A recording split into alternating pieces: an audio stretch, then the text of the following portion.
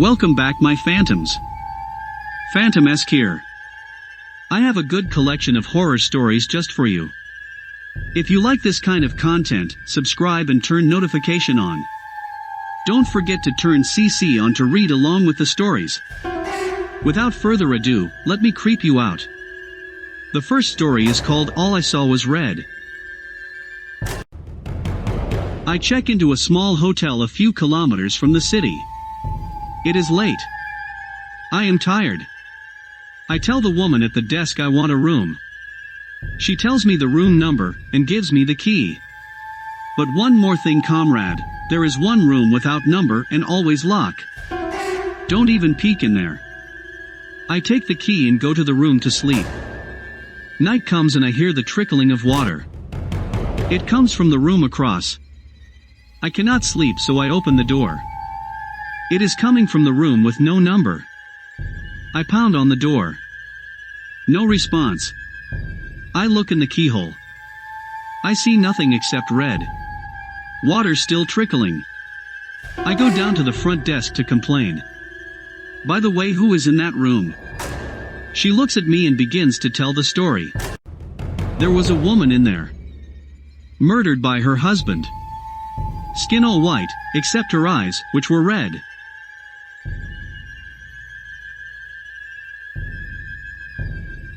The second story is called The Black Lagoon.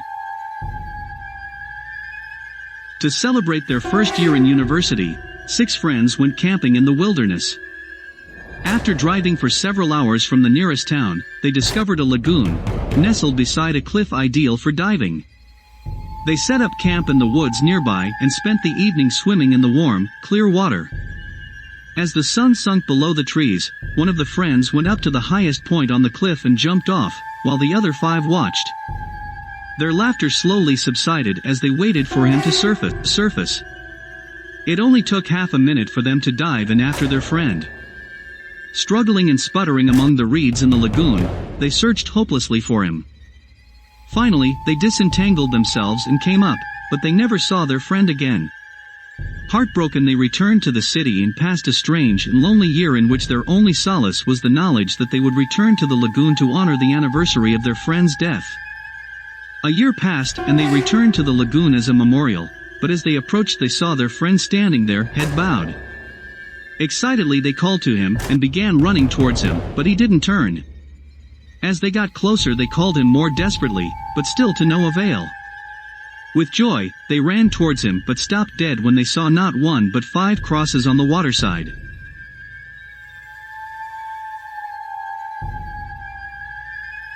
The third story is called A Quiet Cabin Deep in the Woods. My wife was shaking me quietly. I looked around the cabin. The girls must have gone to bed. The fire had burned down to embers. My glass of scotch was still in my hand. Something is tapping on the porch. Then I heard it too. I grabbed my axe and lit the lantern. I opened the door expecting a raccoon or a skunk, but instead found a boy of about 10 years old. He stared at me petrified for a moment, then bolted down the path through the woods. I gave chase. He was losing me, but I heard him tumble to the ground. I leaped on top of him in a rage. "Why were you knocking on my porch?" I screamed. "My uncles told me to." He stammered. I was no longer angry, but confused. "But why?" I asked. "To get you out of the cabin."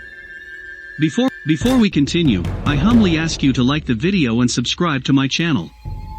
It helps the YouTube algorithm.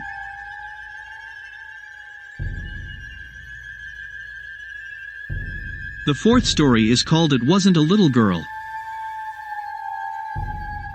I was camping with my husband and his family at a small, remote lake in New Mexico.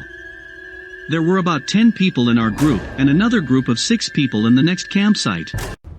It was nighttime and both groups were doing typical activities, making s'mores, having a few drinks and telling stories, when we all heard what sounded like a little girl yelling out for help. Neither group had children with them, but we were all positive we were hearing a little girl, and decided to search the area we heard the noises from together. There was a field behind our campsites, and we all saw a very tall, pure white figure standing maybe 100 feet away from us in the field, making the noises. We all agreed this thing looked maybe 6 feet tall, skinny, and white as can be. We made our way closer to investigate, but whatever it was that we saw started backing off as we got closer, and it disappeared into the trees. All night we continued to hear a little girl calling for help as we tried to sleep.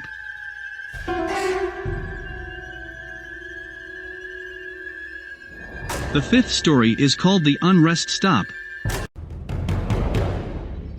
I was driving across country with my mom and sister when I was 16, and my sister was 20. It was late, but we were well rested still and alert. We were driving along an interstate, and needed gas and a bathroom break, so we stopped at the only rest stop in 200 miles. There was a van full of teenagers on a road trip at the gas station, as well as a small gray car parked at the pump in front of us with 2 young men standing still outside of it. When we got there, everything felt wrong. We'd been on the road for days and seen many rest stops at night, and had never been afraid until then. My mom and sister went inside and I stayed in the car. I heard the teenagers say they were creeped out and couldn't get the pump to work, and they left in a hurry. I was watching the car in front of us, and the 2 men had not moved at all. Not an inch. They weren't talking. They weren't on phones. They were just standing there, still as stone. My sister and mom came running back out to the car, and when they got in, the 2 men slowly turned to look at us while not moving or pivoting the rest of their bodies, and I swear to fucking shit, we all saw the same thing. They had eyes dark as pitch and empty. Truly empty. Not black, not reflecting any light at all, just a void. We sped out of there and didn't stop until we were in the next city. The worst thing about the entire experience? We couldn't find the place on any map. We knew exactly which spot on the interstate to look, and we couldn't find it on Google Maps or any paper map we had. We even asked locals about the creepy gas station out on that stretch of road and got only confused looks. We've traveled on that interstate since, and there is no rest stop.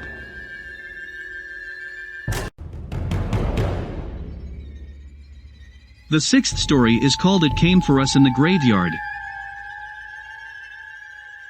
We were driving my friend's really old beat-up Subaru through a massive graveyard.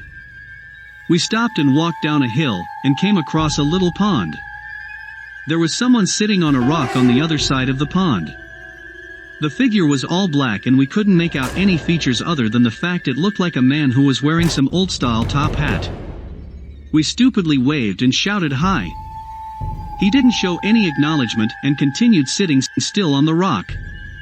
All of a sudden, he jumped to his feet, started running to us on the water, and then vanished in thin water about halfway on the pond. My friends and I screamed and ran back to the car.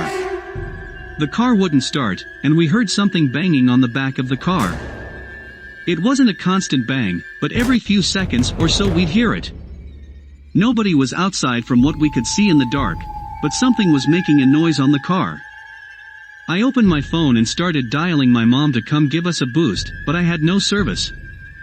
None of us had any cell service. The next 30 minutes were spent trying to get her car started. No banging was heard afterwards, but we felt this heavy pressure around us. Finally, the car started and she hit the pedal to the metal. We sped out of the graveyard so fast.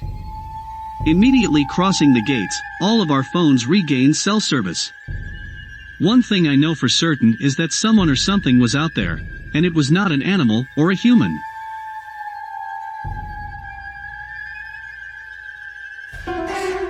The seventh story is called It Was Good to See an Old Friend. When I was 37, I went to my high school reunion. I flew into the nearest airport and rented a car. The distance was about 35 miles through a very rural and almost abandoned part of the country. About 3 miles outside of town, I see someone on the side of the road, flagging me down. It turned out that it was one of the guys I had attended school with. Jim, not his name, gets in the car and we start talking. I had not seen him in 20 years, but he still looked the same, maybe a little older. We get to town and I ask him if he wants to come to the VFW and have a drink. He says no, just take me home. Jim's parents had lived only a few blocks from my grandmother's house, and I turned in that direction, but he said to take him to the outskirts of town. There was a mobile home park out there, and I figured that is where he lived. When we reached the end of the turnoff he said, just drop me here. It was good to see you again, and he walks off into the night. I go to the VFW, met some of my old classmates, we start to talk. As we are talking about who is coming to the reunion, I mentioned that I had just picked Jim up 3 miles east of town, and had dropped him off. Everyone gets quiet, even the guy singing karaoke stops, and lays down the mic. My cousin goes white as a new t-shirt. Barb, Jim died on that curve 8 years ago. Rolled his car. We were all at his funeral, I was told. I started to feel really dizzy, and I went out to the car to take some deep breaths. There on the seat is the local newspaper, printed 8 years previous, containing Jim's obituary. I still have the paper.